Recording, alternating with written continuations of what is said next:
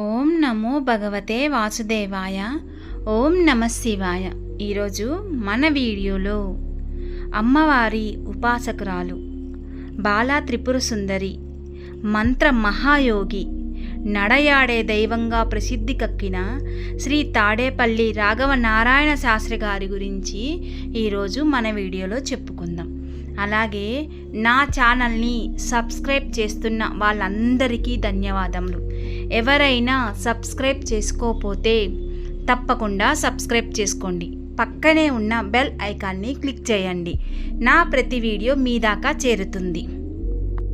శ్రీ తాడేపల్లి రాఘవ నారాయణ శాస్త్రి గారు బాలా త్రిపుర సుందరి మంత్ర మహాయోగి అని, నడయాడే దైవంగా ప్రసిద్ధికెక్కిన కంచి మహాస్వామి వారు స్వయంగా వారి నోట పలికారు.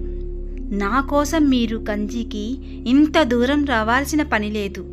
చందోలులో లలితా త్రిపుర సుందరి ఉపాసకులు తాడేపల్లి రాఘవ నారాయణ శాస్త్రి గారున్నారు కదా, ప్రతి గురువారం వారిని దర్శించండి అని కంచి కామకోటి పీఠ మహాచార్యులు శ్రీ శ్రీ చంద్రశేఖ యతేంద్రులు వారు చెప్పారంటే శాస్త్రి గారి యోగ సిద్ధి మహిమ ఎంతటితో మనకు అర్థమవుతుంది.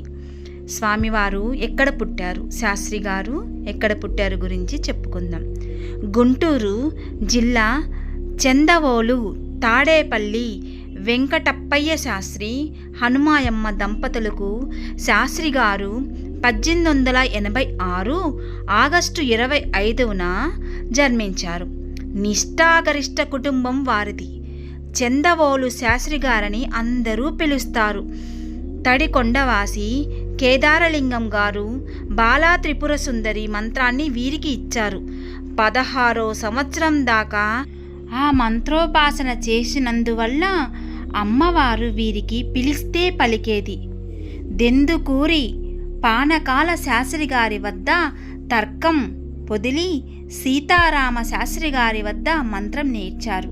యవ్వనంలోనే సన్యాసించాలనే కోరిక కలిగింది.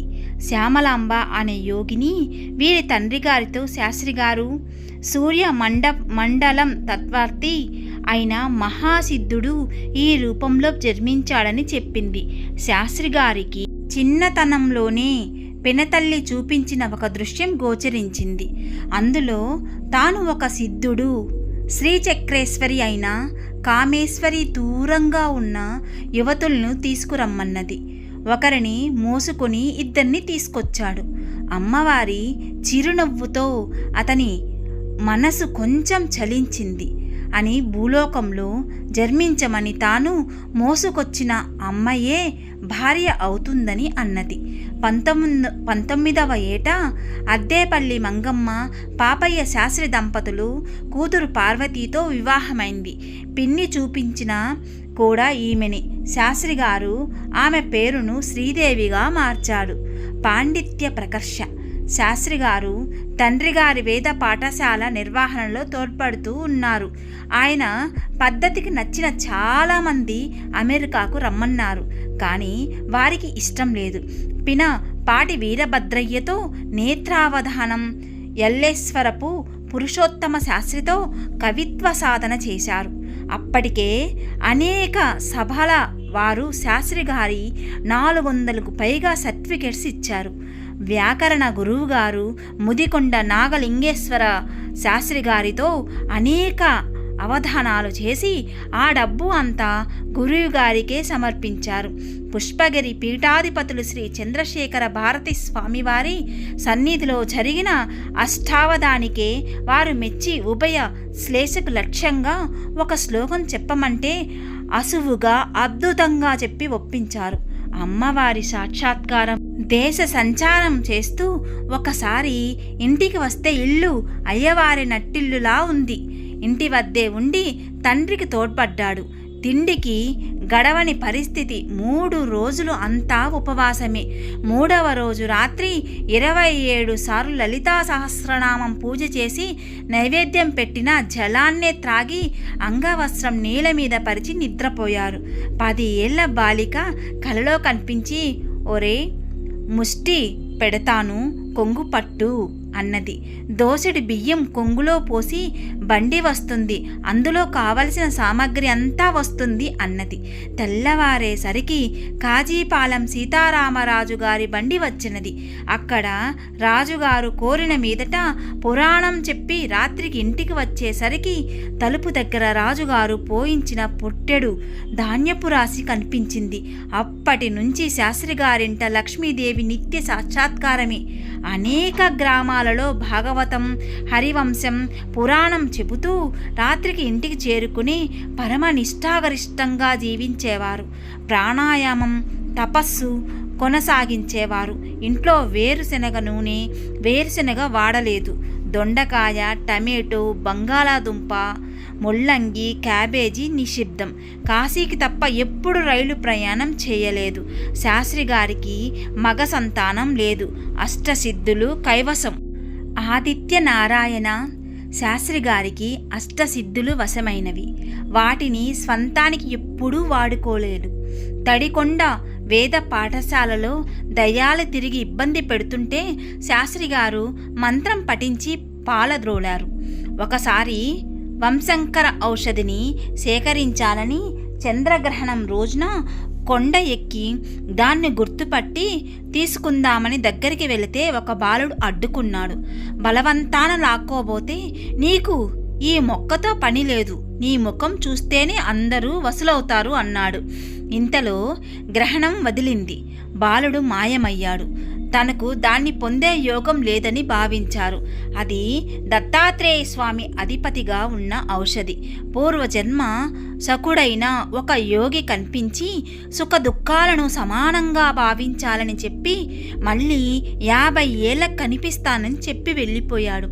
సరిగ్గా 50 ఏళ్ళ తర్వాత శాస్త్రిగారు అమరావతి వెళ్ళి అమరేశ్వర స్వామిని దర్శించి తమ గదిలో ప్రాణాయామం చేస్తున్న చాలా పైకి లేచి తల క్రిందులుగా పడిపోతుంటే తల నేలకు తగిలి సమయాన ఆ యోగి వచ్చి చేయి అడ్డం పెట్టి కాపాడాడు. శాస్త్రిగారు నమస్కరించగానే యోగి అదృశ్యమైనాడు. తండ్రిగారు మొదలుపెట్టిన ఈ శ్రీరామ కథామృతం వారి మరణానంతరం శాస్త్రిగారు పూర్తి చేస్తున్నారు.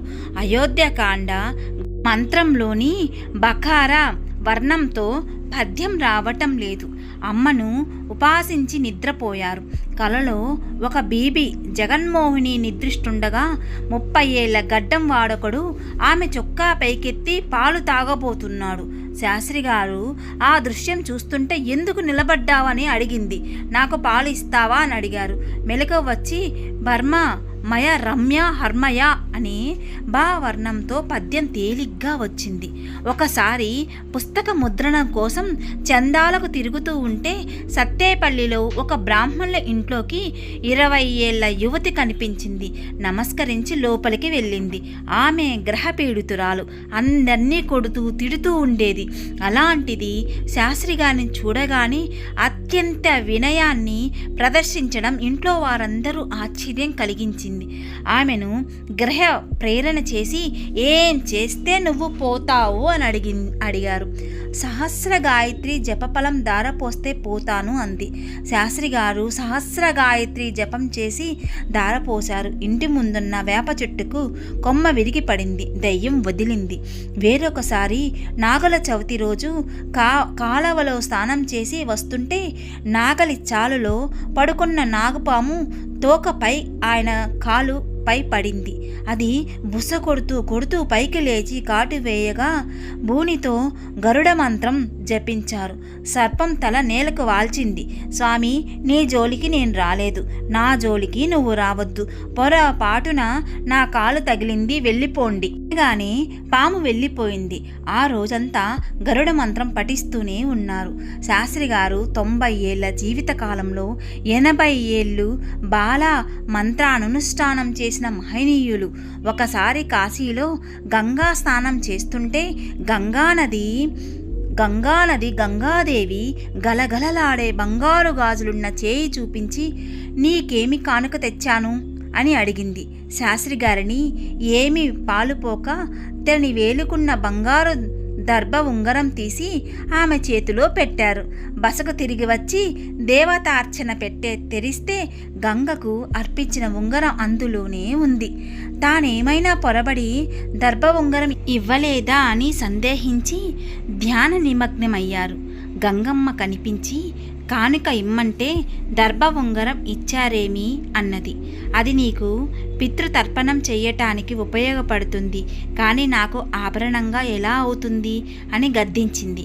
అమ్మా, నేనేమి నీకోసం తేలేదు, ఆ సమయానికి అది స్మరించి ఇచ్చానంతే అన్నారు. మళ్ళీ గంగమ్మ, నీ భార్య దగ్గర నా కోసం తెచ్చిన నగ ఉంది కదా, అది తెచ్చివ్వు అన్నది. గంగమ్మ శాస్త్రి గారు భార్యని అడిగి నగను తీసుకుని పోయి గంగార్పణం చేశారు. ఆయన తమ కార్యక్రమాలన్నీ ముగించుకొని వాకిలి అరుగు మీద కూర్చుంటే వందలాది మంది వచ్చి తమకు ముహూర్తం పెట్టాలని, పేరు పెట్టమని అడిగేవారు. కాసేపు కళ్ళు మూసుకొని ముహూర్త నిర్ణయం చేసేవారు.